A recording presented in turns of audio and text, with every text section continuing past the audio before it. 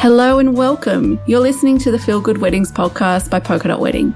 My name is Dorothy, otherwise known as Miss Polka Dot, and I'm the founder and editor. We believe in seeking out content that is inclusive and diverse so that everyone can see themselves in the stories that we tell. We've done this for 15 years through the written word, and now we want to have those chats in voice through a podcast. Can't wait to take you along for the ride. The Polka Dot Wedding team is honoured to conduct our work on the land of the Boonwurrung, Woiwurrung, Eora and Kurungay people. We honour the traditional Aboriginal and Torres Strait Islander custodians of the land, and we pay our respects to elders past and present. So we decided this November that we were going to celebrate, and so we're celebrating with an entire month devoted to champagne. Hello and welcome to the champagne issue on Polka Dot Wedding. Today's guest has a very special thought about this one because she comes from a magical oasis in the middle of Melbourne called the Farm Cafe, which if you've ever spent much time in Melbourne, especially as a kid, you've probably been to the Collingwood Children's Farm. You've probably met all the animals, wandered around the grounds and known that this is like this country oasis in the middle of the city. And it turns out you can also tie the knot there. So with hundreds, if not thousands of weddings under their belts, we thought there was no one better to talk to about how to cater your wedding and how to make sure you can get your wine matched to your food, which of course ties back to the champagne issue, but also all the other intricacies of catering, like how do you make sure your guests aren't going and getting fast food on the way home from the wedding? And what is a menu tasting and should I have one? So we decided to chat to Lauren. Now she works at the Farm Cafe, which is not only a venue, by the way, it's an amazing full service, end-to-end, start-to-finish wedding venue because they do everything. They do your event planning, they do your venue management, they do stuff like your timeline for the day, your setup, and of course they do your catering. And that's what we're diving into today. So let's chat to Lauren and find out everything we need to know about making sure that we're catering our wedding well and catering our wedding in a way that's smart. I'm really looking forward to this one and look forward to hearing your thoughts. Hello, Lauren. I am so thrilled to have you on the show today. Thank you for having me. It's pretty exciting. I'm thrilled to chat to you all about the Farm Cafe, but then also to dive into catering and how to do it all and how to understand it. So why don't we kick it off with you telling us a little bit about yourself and a little bit about the Farm Cafe? Yeah, of course. So my name's Lauren. I'm a sales manager at the Farm Cafe. We have the absolute privilege of being the exclusive wedding provider for weddings at the Collingwood Children's Farm. So the Collingwood Children's Farm is a stunning outdoor venue located 5 kilometres from Melbourne CBD. So it really is one of a kind in terms of finding that natural element so close to the city without having to drive and have all that logistical issue that comes with things like Dandenong Ranges or the Yarra Valley. So the venue itself is stunning. We've got different ceremony options. We've got beautiful reception options. There's lovely grounds to wander for beautiful photos. But the best part of it all is we do the entire wedding management. So as well as having a beautiful venue, you also have very great, amazing food and drinks and service that go with it. I love that because I feel like it's a venue that you could drive 4 hours and expect to find, and you can't find it right in the middle of the city, let alone have it as a wedding venue. Like it's just so special. Exactly. And just being so close to the city opens up a whole large range of vendors and things that may not necessarily be willing to drive those 4 hours to other locations. So it's convenient for guests, it's convenient for vendors, and it's really convenient for the couple. It just means less stress overall when planning. 100%, especially trying not to get vendors to travel 4 hours away, as you said. So not only is the Farm Cafe a venue that takes care of absolutely everything, like you said, from start to finish, but you've also catered weddings all over Melbourne. And recently you've returned to just catering and focusing on the Farm Cafe itself. So what has your vast experience in wedding catering and drinks and all of that kind of stuff, working with couples over the years, taught you about the industry? Like what insights do you have to share about wedding catering to kick us off? So what we have learned is that food is important. And it's important for a few different aspects. So first of all, it's got this nostalgic and emotional connection with people that associate big feasts, food, abundant kind of style feasting with family and obviously getting together and connecting and being with the ones you love. So that component's always really important with weddings. But there's also a practical side to it as well, where we need to ensure guests are looked after, they're well fed. If they're drinking, they're also eating to balance out any effects of the alcohol. So it's got a lot to it. And no matter where you go, where your wedding is, or who you are, food will always be an important part of that for both the couple and the guests. And it definitely shouldn't be an afterthought. No, it should definitely not. So while a lot of people do automatically think of beautiful flowers, beautiful venues, wedding photos and everything like that, the thing that your guests remember is how they feel on the day. And if your guests are hungry or they're thirsty or they're uncomfortable, they don't necessarily have the beautiful time that your photos may represent. Whereas if they are well fed, well looked after, they've got food to keep them kind of comfortable throughout the evening, then they start to feel at home, and that's when they really relax and have fun. So it can really set the scene for an entire wedding. I love that. So starting off catering, because I feel like catering is this enormous beast that you either don't think enough about or you don't even know where to start with. So what is one of the first things we need to think about when it comes to hiring caterers for our wedding? The first thing that a lot of people generally get caught out with is understanding that some venues have exclusive caterers and some have kind of open catering. So if you are in love with a venue and it's your venue that you just have to have, you need to check, because if they only have one exclusive caterer or a small list of exclusive caterers, your caterers will need to come from that list. Whereas if it's just an open venue, you can obviously bring in any caterer that you like, which provides more flexibility and freedom in your choices. So it kind of depends on the couple and what works best for them. I personally suggest taking into account the catering options before choosing your venue, because there's nothing worse than finding your perfect venue and then halfway through your planning figuring out that they're not going to have an offering or a service that suits what you're looking for.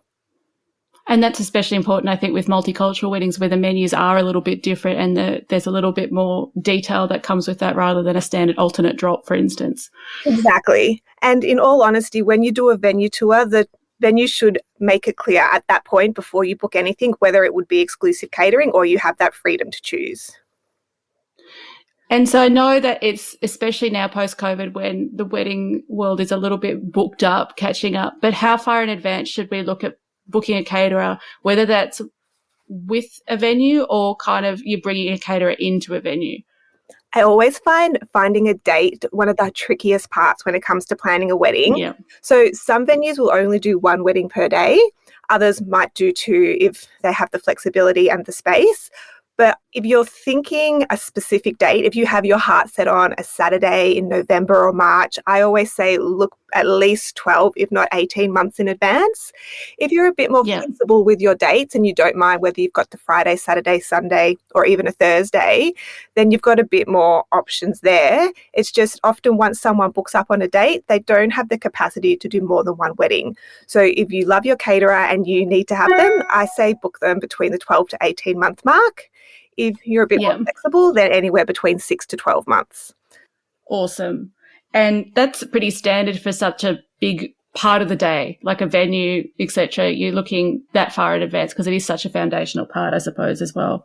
It is, and we normally suggest it's better to be safe than sorry. So with wedding couples, obviously there's a lot to take into account. Once you lock something in, you can tick it off your list, you can relax. It's not going to cause you any stress later on, and you know that you've already kind of covered it. Whereas the reverse of that, it's never really worth the risk to find out that you might not be able to find a caterer that you like because you did leave it to the last minute. So better safe than sorry would be my advice there. And budgets is such a yuck subject and no one loves to talk about it. But what are we looking at with budgeting catering? Because I know this is an open-ended question because people can spend hundreds, if not, thousands, etc., on catering. But is there a wide range? Where do we look at with budget? What do we have to think about? Absolutely, there is a wide range. Often budget is something that is out of most people's control. They kind of know what their budget is and have to work with it. It's a luxury if you have the option of an open budget. So we understand everyone is normally working within some budget constraints. The reality of it is you do normally get what you pay for. So if you're looking between two caterers and one does have a lower price point and the other one does have a higher price point, there is normally a reason. So the reason may be that the more expensive one is choosing local or ethically sourced products. It might be everything from Victoria. It might be high quality. It might be choosing to support local. over importing different foods. It might be that they'll have more staff on the night. So one caterer might have a lower price, but they might have 2 staff servicing 100 guests, which obviously during a cocktail hour might not be everyone's preferred solution. Yeah. And someone that has a higher price point might have 5 staff out there that are clearing the glasses as well as serving the food. So there's things like that to keep in mind. It's also, like I said, you don't have the luxury of just paying whatever you want. There is the reality there of what you can afford. So I always suggest talking to the caterer and just checking things like, will it be fully staffed? What will the staff be doing? And with canapes and things like that, that's often a point where looking at a menu can look really delicious or enticing. And you might be comparing 2 menus that look, equally nice, and one might be substantially cheaper. But the size of those canapes, they might be 1 single bite. It might be 3 canapes per person, which might equate to, 3 or 4 bites, whereas someone might actually have substantial canapes. They might be sliders and heavier items that are going to fill guests a lot more. But when you're looking at that piece of paper, you don't necessarily see that when you're comparing the 2 menus, which is why attending tastings and things like that can be a good option. Yeah, and definitely. And we're going to get into tastings because I feel like no one talks about tastings and I really want to learn more about them. So let's start though with what are the different options when it comes to catering a wedding? Because the standard years ago was like the alternate drop, like the chicken, the beef, the chicken, the beef. Whereas I feel like now there's so many more options when it comes to that, let alone cocktail style weddings. So can you talk me through the commonly used terms and explain to me the different things like the alternate drop, the family style, food stations, and all those kind of offerings that we can expect to be seeing when we're booking a caterer? Of course. So as you mentioned, the alternate drop is fading out. We don't see very much of it at all. In fact, we don't even offer it in our service of food style at the cafe. So we've moved on for that, and we find that couples don't even want it anymore. The main ones we're seeing at the moment are the shared platters or the family style feasting. So what that is when you have a table with somewhere between 8 to 10 people, we'll bring out 3 sides, 3 mains, bread and butter, and put them on each table. So all the people are seated at the table. It's a fully seated service, and then they can serve themselves from those platters that we've placed in front of them. So there's several points to this. One is obviously it looks beautiful and does make nice photos, having all this big, beautiful food presented down the middle of a table with your guests in there. Then it's also really practical. So guests get to serve themselves the quantity that they like and the options that they like from what's been presented to them. So it is great if people are a little bit fussy and they get the option to choose rather than someone who doesn't eat chicken being given a chicken dish. It also works well because some guests will eat more than others. So being able to choose the amount of food just means guests don't go hungry, which is often a big concern at weddings. So having that shared style feasting just kind of eliminates that. If people are hungry, they can just keep eating. Okay, then we have the cocktail. So we are finding post-COVID cocktail menus are becoming more popular at the Farm Cafe. So they're kind of having the cocktail service is obviously what you would expect as people walking around with food that can be eaten standing rather than sitting. So you can still have seating for your guests to keep them comfortable, but the food service doesn't have to be really formal and fully seated with everyone seated at the one time. The thing with cocktail, often people associate people not getting enough food with it. It's not necessarily the case. So what we do at the Farm Cafe is our cocktail menu is the equivalent of a 3-course seated menu. So it is the same amount of food. It's just served differently and a different style of food. So it creates that more relaxed environment where guests can walk around, they can mingle all night, they don't have to sit down. We bring the food to them. But we also pair that with having a graze table there. So a graze table is just a beautiful table set up with food placed on it that guests can approach at any time and take the food. So with cocktail, people think if the food doesn't come to them, they're not going to get it and they're going to be hungry. So by complementing that with having a graze as well, guests at any point can simply go up to the graze and grab some food if they are feeling a little bit peckish. So it helps eliminate that thought of thinking the food's not going to come to you or it's all going to be gone by the time that the waiters get to you. So by pairing it like that, it just gives guests more options, but also it's always important to make sure that your venue or your caterer do have enough food in that cocktail menu. And that was going to be my next question is, I feel like that's every couple's worst nightmare is that your guests are going to remember your wedding by having to stop past McDonald's on the way home.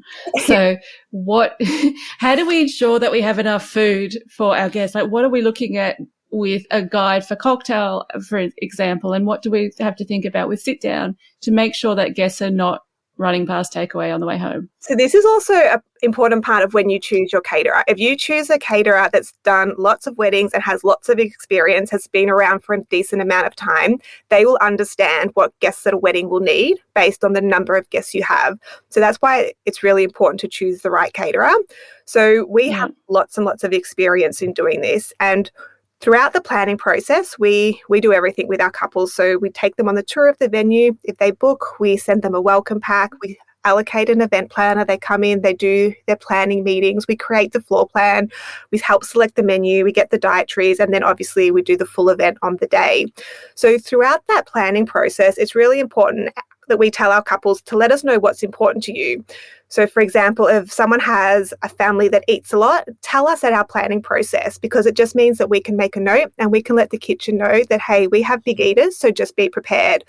Or it may be that, we actually offer 100% vegan or vegetarian menus as well at the Farm Cafe, because there are quite a few people around, obviously, with different dietary requirements.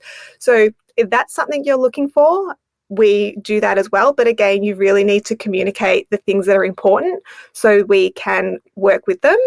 But I think the main thing is the experience lets you know how much. So just for an example, because wedding couples obviously don't necessarily see the back end, but what happens on say, for example, a fully seated 100 packs wedding at the Farm Cafe is we have the complete floor plan, which the couple provides to us. So we have the locations of where all guests are seating, how many guests are at each table and everything like that. So at the back end, we've actually gone through, we have our kitchen staff knowing exactly how many people are seated at each table and any dietary requirements on that table. So when we're preparing our shared platters and our feasting style, we're ensuring that there's enough food on every single plate, and every single plate is allocated to the table that it's meant to go at. So we've done all the maths, we've done all the calculations, and we've got it out there. And we also know where any dietaries are seated. So if they're not covered in that food selection for the standard menu, we'll bring out an individual plate for that person that meets their dietary. So we're doing a lot of work and a lot of planning in the background to make sure everyone is going to get enough food. So good wedding caterer, they also really care about how your guests feel. So it's not just the wedding couple that are thinking, hey, I want to make sure my guests are fed. If a caterer doesn't feed guests well, often there's negative association with that, which can turn into negative marketing. So a good caterer wants to avoid it just as much as you do. Yeah, definitely, because if you've got good food, your guests will walk away and say, remember that wedding and that amazing food. So It's worth it in that sense. Exactly. So we live in 2022 where we're all aware of our bodies, etc., and we're all aware we've got many more allergies, etc., and we all have a lot more guests with things like celiac, being vegan, having allergies. So what's a good way to check with our guests and make sure that information is passed on and make sure the caterer can accommodate those requests? So definitely when you're looking for your caterer, always just check that they are okay with dietaries. So there is a large range of dietaries, some which are quite easy to accommodate and some which may not be as easy. For example, kosher is one that not all caterers can use. So what we do is we encourage guests on their wedding invites to simply ask, are there any dietary requirements? So when your guests RSVP, you should know how many guests are coming and any dietary requirements associated with that party. Yeah. And we'll collect all that information. So what happens is we collect all the information, we see what we're working with, then we'll talk with the couples and we'll say, it looks like you've got a fair amount of vegetarians coming. We recommend selecting a vegetarian main. All of our sides are vegetarian as well. So we kind of encourage and guide the couple when choosing their menu to consider the options. So our menu is designed to include a lot of dietaries. So all the food is completely delicious no matter what you choose, but a lot of the dishes are designed with at least one dietary for each one, whether it's gluten-free, dairy-free, low FODMAP, vegetarian, vegan, whatever it may be.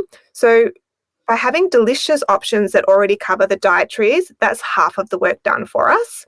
So couples can still choose foods that they want to choose from the menu, but it already covers the dietaries, which is great because often in the past, going back a few years, when you selected a dietary dish, it generally wasn't as appealing as the standard dishes that people would want to choose. So they'd go in with the mindset, if I'm paying the full price, I want to choose, the best dishes. So by designing a menu where all dishes are equally delicious, but still covering those dietaries, it just takes that out, which makes it a lot easier for the couple. So we always recommend having at least one vegetarian option. It's nice to mix it up as well. So with the proteins, maybe have one heavy meat, one fish, something like that as well, because you do find people have a large variety of tastes. Not everyone is going to like the same thing. So by having a bit of variety, it kind of takes it out. And once we've gone through that process with our couples, if there is anyone that isn't covered by the dietary selections, they may have a few dietaries that pair together, or it may be a very specific one. Then our event planner will go and speak to our head chef, and we'll come up with a specific dietary plan for those guests, which we then take back to the couple and say, these people with these dietaries, we can offer them these dishes to make sure they're okay. And then obviously on the night when it's time, we know where those guests are seated and we'll take those specific dishes to those people. So it is quite important to manage the dietaries well, because obviously, as I mentioned earlier, having all of that food makes the guests feel comfortable. No one wants to be watching everyone else eat while they're waiting for their special dietary dish to come out. So again, having that experienced caterer that can manage these things does make a big difference. If you do it well, you don't even notice that it happened, but if it's done poorly, everyone will notice. Yes, everyone will be noticing that they haven't been fed. How does that work with a cocktail wedding then? Obviously you will know where people are seated, but how does it work with dietaries and a cocktail wedding where guests are roaming around a little bit more? So with the cocktail weddings with dietaries, we'll still have the guest's full name. So we'll actually have on our run sheets and back of house paperwork, we'll have the names of all the guests with dietaries. So our staff will memorize their names and what their dietary is. We'll also get the MC to make an announcement saying, anyone with dietaries, please let yourself known to staff. So we have the MC letting those people know to come to us and tell us, and we can bring them their food. We also have the staff going around asking, does anybody here have a dietary? If they say, yes, my name's Amanda, I have this, then they obviously know what food to go and get for Amanda and bring out to her. So again, it's always, guests don't notice it, but the staff that we're working with are definitely all over it. So you definitely still can accommodate it even though you've got roaming guests. Absolutely. So nothing will stop us. We'll always find a way if we need to, but our processes are pretty good, whether it's seated or cocktail now.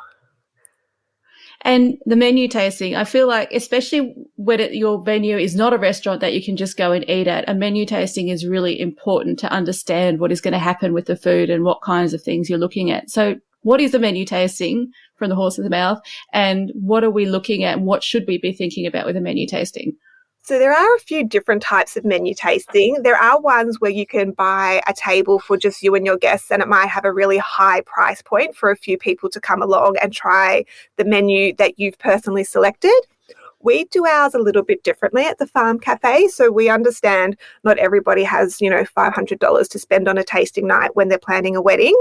So we do a group tasting night. So we have one every 2 to 3 months. We hold it in our reception location at the farm. So guests can come along and see a little bit of a setup. They can see what the venue's like. They get a nice feel of the venue, the staff and the food.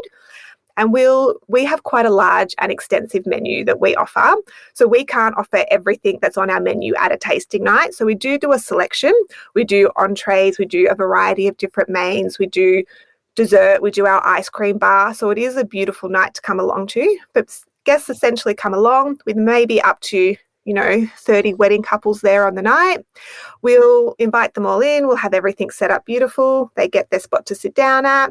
We give them a welcome and just tell them how the night's going to work so there's no surprises and everyone's prepared. And then we just start bringing the food out.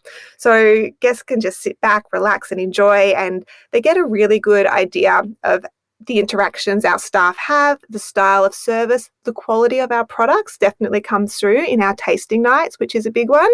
So we normally suggest couples do this about 3 to 6 months before their wedding, because it really helps choose your menu selection.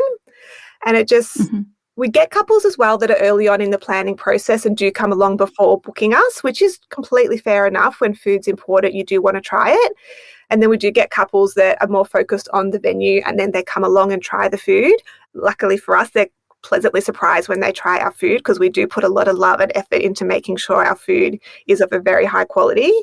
Yeah, so our tasting nights, they're $70 per person. That includes a welcome drink. So we have our beverages on offer as well because we understand you want to try both the drinks and the food. And then we also have our staff and event planners on site as well. So it's not just about trying the food, it's also realizing that couples have questions and that those questions often pop up when they're in the middle of doing something wedding related. So while you're trying the food and enjoying the night, you also have our staff there to answer any questions, whether food related, venue related, or whatever it may be. And what do I do if I've booked my venue and I go to the tasting and the food isn't really what I thought? Is that also a good time to bring up feedback and to interject with you guys and chat with you about like what can we do to make this worth my while? What can we do to make this something I would enjoy? Absolutely. So we want all of our wedding couples to be happy with the wedding that they've got. So we encourage feedback. So if you come along to our tasting night and you tried something and it wasn't what you expected or it was different, absolutely let us know, because if we know in advance, obviously we can work with it and find a solution that's going to work for everyone involved. If we're not aware of it, then we can't really change it. So obviously, we do want to know these things because if someone is thinking it, there's a chance others are thinking it as too. And it may be that that's something we need to then consider, take back and see if our menu does need some updates or some changes. So feedback is always helpful, good and bad. Awesome. And when it comes to catering, what are some of the things that you find most couples are forgetting or that they don't include or that just gets overlooked? I find the thing that gets overlooked these days is that sometimes simple is good. So often when people start thinking about it and they talk to friends and family, and after you've spoken to a few people, everyone has a different opinion or a different point, that people often get overwhelmed and they're trying to include too many points around their catering based on, speaking to 5 other people. What I normally suggest is the wedding couple, they sit down, they maybe pick 2 or 3 points that are really important to them around catering, whether it be big abundant feasts, or it might be locally sourced product or ethically sourced product, or it might be price point. But if they choose the 2 to 3 top things that are important to them and then find their caterer based on that, I think that's what works well. The more you think about it and overcomplicate it, the more things that kind of become issues in people's thoughts that may not actually be issues for caterers that do, 4 weddings a week and have everything nailed down to a T. So keep it simple. Just remember what is important to you for your wedding and stick with that. Don't necessarily overcomplicate something that when it's done, when I say simple, it's not necessarily simple. There is a lot of effort and love that goes into it, but the presentation seems effortless in the way that it's simple. So when it looks effortless, it's just so much more easy to enjoy. And I think a lot of that comes down to choosing good vendors as well, because when you're choosing a good vendor that you trust, you can trust in them to get it right and that you're not going to forget stuff because they've got that covered and they know. Exactly. And word of mouth from couples that have been married in the last 12 to 18 months really is a good indicator. So over time, obviously, businesses may change hands or management may change and things can change. But if in the last 12 months, 1 or 2 people that you have spoken to personally can give a great review about a caterer, that's a really good sign. Yeah. Definitely. Word of mouth and reviews are the best part to start, I think. So let's talk drinks and alcohol, because I feel like this is the forgotten part of wedding catering that we don't often dive into. So where do we even begin with that? Especially we've picked our food. Where do we start with drinks and alcohol? So my suggestion is choose a caterer that does the alcohol. So you can obviously get catering companies that may just do the food, or for example, a venue might only do the bar but not offer food. To keep things simple, to keep things consistent, and to keep the planning easy, I suggest choosing a caterer that will do the beverages as well. It just means you're taking out a vendor, you're taking out extra organisation, and things are going to match up. So if you have someone else doing the food and someone else doing the drinks, they don't have the same schedule, they don't have the same goals, and it can get a bit messy. So, and also often caterers that are going to do a good job, they are going to have both on offering because they understand that point that food and drink do go together. So we are in Melbourne. So obviously in Melbourne, everyone is a foodie. Everyone has their own favourite drinks and you can't please everyone. That's also important to understand. So a lot of places offer beverage packages. Beverage packages are great overall, but like I said, you do miss that little niche gap where people have drinks that, may be really important to their family, or they might not drink the standard type of drinks. So what we personally do at the Farm Cafe is we'll have our 2 beverage packages. They are unlimited, which is also an important point to note. So they're not going to run out on the night. We're not going to have guests reach 9:30 and go, oh my gosh, there's no drinks left. What are we going to do? So obviously, we still keep in account our RSA. If someone is drunk, we will get them to drink water rather than the alcohol. Yeah. But what we do also do is then offer BYO in addition to those beverage packages. So you do have to choose one of the beverage packages as your base. But then to cover those gaps that pop up, you can supply any drinks, whether they're alcoholic or non-alcoholic, and we'll serve them from the bar, just to make sure that your guests are getting what they want and that we're offering a service that you're going to love on your wedding day.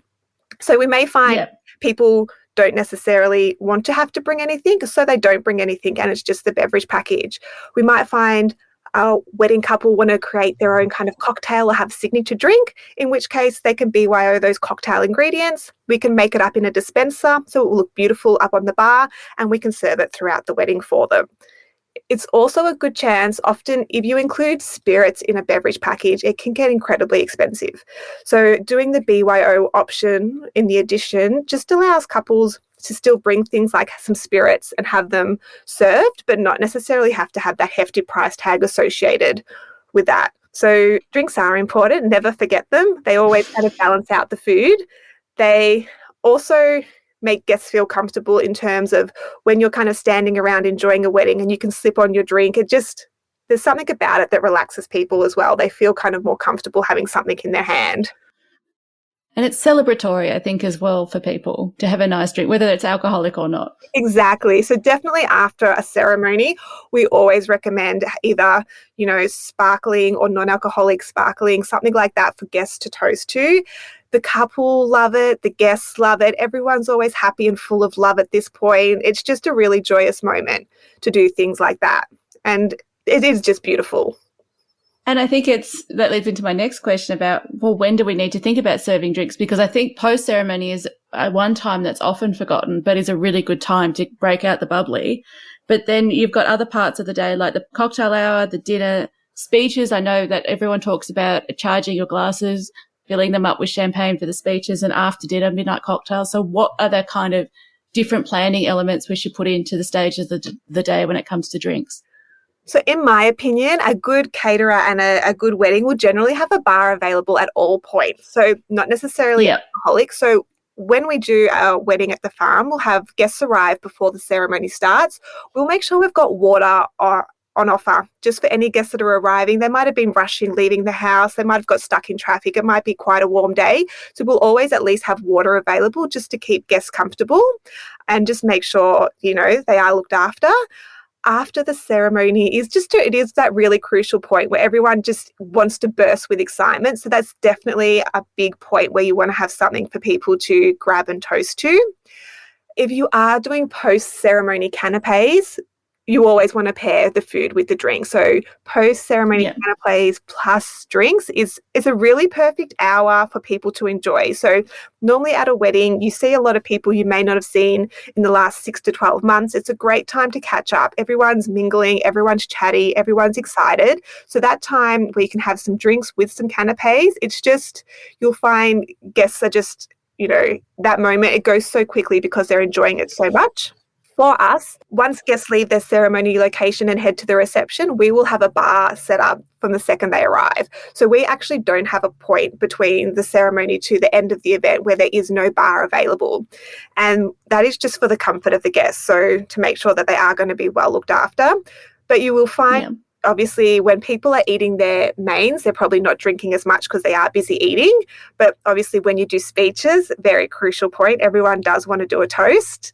Also, it's just you get the beautiful photos where people are sitting down and everyone's got their glasses raised, and you can see the looks on Yeah. faces. You can see how happy they are for the couple and things like that. And it does sound silly when you say that it can contribute, but it really does. Having the nice free flowing drinks where people can just enjoy and celebrate does make a difference on the day. I think that comes back to it being about abundance, doesn't it? Because having abundant food and abundant drinks, and everyone just revels in that rather than thinking about what there isn't. So I agree with you very much. Exactly. And as long as you have it, people are happy. But sadly, it's one of those things that the second it's not there, everybody notices. And it can become a sticking point after a wedding when people say, oh, how was the wedding? And people go, oh, it was great, but the drinks ran out and we didn't get this. You don't want to have to worry about that. I understand that's not at all the biggest part of a wedding. It's all about the love. But just having to know that you don't have to have that in the back of your mind ever, taking out that stress factor, it's just really nice for the couples to not have to stress. The day is about them having fun and enjoying. So any element of removing stress, no matter how big or small, we will take it just to ensure that they have that beautiful day. And you can have fun with drinks too, because I know with some of the weddings we've featured on Polka Dot Wedding at the Farm Cafe, you've done like a Pimm's bar, you've done a gin bar. So it doesn't all have to be like it can be personal to you and what you love as well. Absolutely. And that's where that BYO component comes in. So couples are free if they want to do the gin bar, if they want to do a whiskey hour, if they want to do that signature cocktail. We even do mocktails. So we use the big, beautiful dispensers. So having the dispensers on the bar obviously looks beautiful. It helps bring everything to life. But you can do the mocktail as well as the cocktails just to accommodate anybody that's not drinking alcohol. But there is a lot of fun. And I mean, we get a lot of nice couples that come through and they might have a vineyard or a winery in the family, or they might have someone who's a brewer, and people will, they might have their wedding favors as a home brewed bottle of beer, like their photo and stuff on the front of it. They might have some beautiful locally made wine that's come from the Yarra Valley if they have connections out there, or a family vineyard. There might be multicultural families that have drinks that, not necessarily had too much in Australia, but still are really beautiful and stunning drinks to have. There's just that element really personalizes the catering touch to the couple. And that's something you can't necessarily find everywhere in wedding venues in Melbourne. So it is a beautiful touch, and it is something people remember, and we do encourage it. The more fun you can have with your wedding, the better. 100% agree with that. If we take nothing else, that's the best part. But in Melbourne, we know, and you've mentioned this, food and wine is like such a big part of our culture.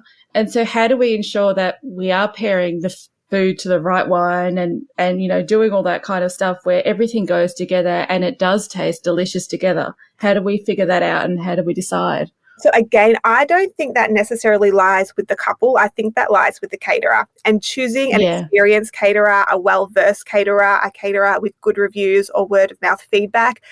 That is probably the best way to ensure that it's going to be looked after.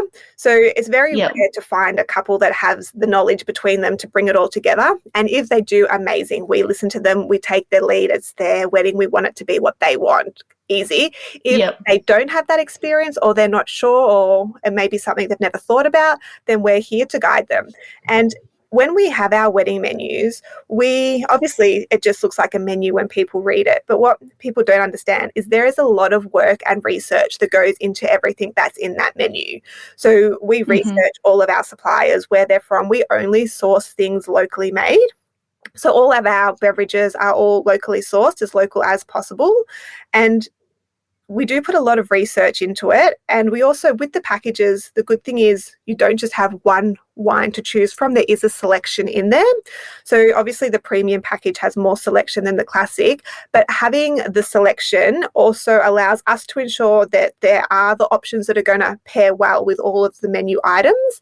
But then it also allows the guest to choose what suits their taste within that stuff that we've already suited to match and pair really well. So trust your caterer, or choose a caterer that you trust, and they should do a lot of that work for you. And I know this next question, if we are lucky enough to have a caterer who does beverages, we're covered. We should be trusting them. But if we don't, what should we be thinking about with in terms of quantities when it comes to alcohol and the kinds of amounts per person? Is there like a rule that you run by? We did used to have a rule that we ran by. So, again, any reputable caterer, if they're not supplying it, they should still be able to guide you based on your numbers. Oh, So good. I personally don't have it, but our event planners would have it. We used to have a calculation of how many guests and how many hours, and then based on that, how many glasses of wine or how many bottles of beer or how many non-alcoholic options. So we had a full kind of mathematical system that we would use in the back end to guide couples on if we're doing that kind of thing. And again, if you're working with someone that doesn't have that to prepare them, that obviously means they haven't thought about it or they don't understand the consequences if it is going to run out. And it should be a little bit of a red flag. So anyone who's done a few weddings will know how important, obviously, the drinks are. And if they haven't made that association of it running out, it's generally a sign maybe they're not concerned, maybe they haven't thought about it, or maybe they don't have the experience you're looking for in a caterer. Okay. I should be looking for someone that can help guide me with an alcohol, even if they're not providing it. Absolutely. Because even if like the caterer is doing the food and not the drink, it's important to understand guests don't necessarily know that. So if the drinks run out, they might associate that with the caterer's fault when it may have nothing to do with them. And then obviously it reflects poorly on the caterer, which isn't good for them because it's obviously not their fault, but it's just something that everyone wants to avoid as well. So I would always say be prepared, and I recommend going with packages just to avoid this, to be honest, because with the packages... Just take the mental bandwidth off your brain. Exactly. Remove the unnecessary stress and go with the package. Okay, I like that advice. So champagne towers, which seems to be an ever-rising trend coming up this year, which I'm all for because a champagne tower is the ultimate celebration. So tell me the ins and outs we need to know of a champagne tower and what we need to do if we want one. So champagne towers obviously are beautiful. They make for fabulous photos. They're a lot of fun. The real in and outs about it is to hire someone that knows what they're doing. You do not want a disaster. Yes. So if the venue offers it, perfect. If they don't and you really want one, then you can hire vendors that will come in and just do that champagne tower. So champagne towers are beautiful. They're amazing. They have a really exciting feel to them. They kind of last. You take your drink and then it kind of dissipates. So we do recommend taking the opportunity when you have that tower and the pouring to really get all the photos and everything you want at that point. And then after that, obviously, you have the beautiful champagne coupes. You enjoy it for a bit. Normally the tower then gets taken away to avoid anybody accidentally knocking it over. You don't want that to happen. Yes. There are moments in the night that do... it lets, again, another point where everyone can celebrate. It's like when you have your first toast at post-ceremony and everyone's really excited. It's the same kind of concept. Everyone gets their champagne coupe. They have their little cheer and their little clap and applause, and the couple feel really special. Yep. And then everyone can then head to the dance floor normally and start to party after that point.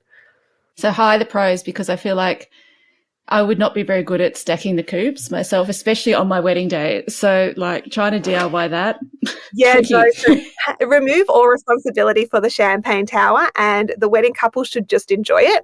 So it is one of the things that is worth hiring a vendor. Like sometimes people, when they're considering their budget, they go, should I just do it myself or should I spend the money? Yeah.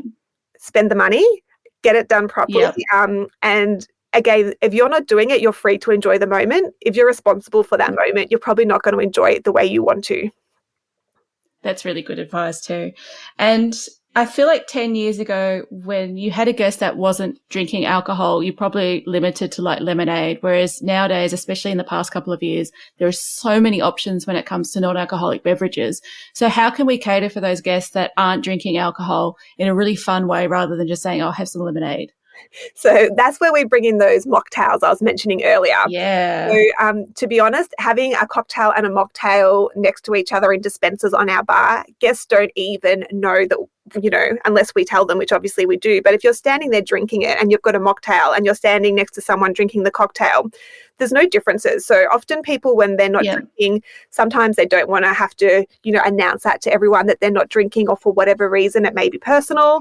So beautiful mocktails, make the guests that aren't drinking feel like they're still doing exactly the same as the guests that are drinking. They still get to go to the bar. They still get to choose the beautiful dispenser. It's still served in beautiful glassware. They can walk around the wedding feeling fabulous with a beautifully dressed glass of mocktail. So that's always fun because it means, everyone's kind of equal when it comes to that. People aren't having to feel awkward or feel like they're outcast or feel like they may be seen as a party pooper because they're not willing to drink, which is not true in any way. We also pair it with things like cute little Cappy bottles. So Cappy obviously are kind of premium soft drinks or flavoured sparkling drinks. So you can have sparkling water, which is also really popular. We find a lot of that. You can have kind of cola flavour, blood orange. So it's definitely a step up from any kind of standard soft drinks. They are served in little bottles, and you can have, your cute little straw in it. So it does have a little bit of like a racing carnival vibe to it if you're walking around with a little Cappy bottle and a straw. You then recycle all the bottles. And then always have water as a standard, but having the drinks that still look pretty, still look beautiful, still have some garnish and some dressing that just don't contain alcohol is the best way to do it. Like we don't serve Coke, we don't serve Fanta, we don't serve Sprite, we don't do any of that. We do it at a much higher standard, and people love it. We've never had kind of anything happen where we've thought that it might not be a good option to do it. We're really confident in our non-alcoholic offerings. Awesome. So I feel like we've almost covered absolutely everything that I think is a must know when it comes to catering. What have we forgotten? What else should couples know when it comes to catering and drinks and all that good stuff? Like, I feel like it's a foundational element, like you said, because it isn't the pretty, but it is that foundational thing that keeps everything humming along really well. So what else should we think about? So I think the main point is to understand your caterer or your food selection is important. So while it's not the pretty aspect, again, like you just said, it is that foundation that is going to make or break your wedding and your guests, whether they feel comfortable, whether they feel full, whether they're completely satisfied and just everything that happens is a joy to them. So don't overlook it. Always keep it early in your planning processes. Give it considerable thought, but then also once you've thought about it, lock it in. You don't need to think about it again. It doesn't need to be stressful. You just commit a little bit of time to doing the right research, talking to your partner, making sure you both agree on the options that are important to you. Lock it in, then you can kind of sit back and enjoy. But do always speak to the caterers or the event planners or whoever it may be in each person's process and make sure they are aware of the things that are important to you. So we always say to couples, if we don't know, we can't help you. If you tell us, we'll do everything in our power to help you. So rather than just assuming that someone's going to know that this is important to you, be open and just be clear, because once you tell them, it will become their priority as well as yours, because obviously everyone wants the couple to have the best day possible. So put in the research, just remember what's important to you, then lock the caterer in, and then just clear communication with that caterer. And don't think anything silly. Sometimes people feel shy or embarrassed to say something because they think it might, be annoying or it might be a bit of hard work. It never is. Our job is to work with the couples and make sure they have the best day possible. So don't feel shy to tell us what it is you're looking for or what it is you want. I love that. Thank you so much for sharing all of your catering and drinks and food wisdom with us and our listeners. And I'm really excited for everyone to hear it and understand the work and the thought that has to go into this. It was really great being here. Thank you again for inviting me. My pleasure. Thank you. A big, beautiful thank you to Lauren today for sharing all of her wonderful wisdom with us. You can find more on the Farm Cafe, including how to book it, over on polkadotwedding.com/podcast or find us on weddingpodcast.com.au. We have put a full episode transcript over there, and we've also put all the links. We would love your feedback, rankings, ratings and reviews. So head on over to your favourite podcast platform, send us a message on Instagram or send us an email, because we love hearing from you.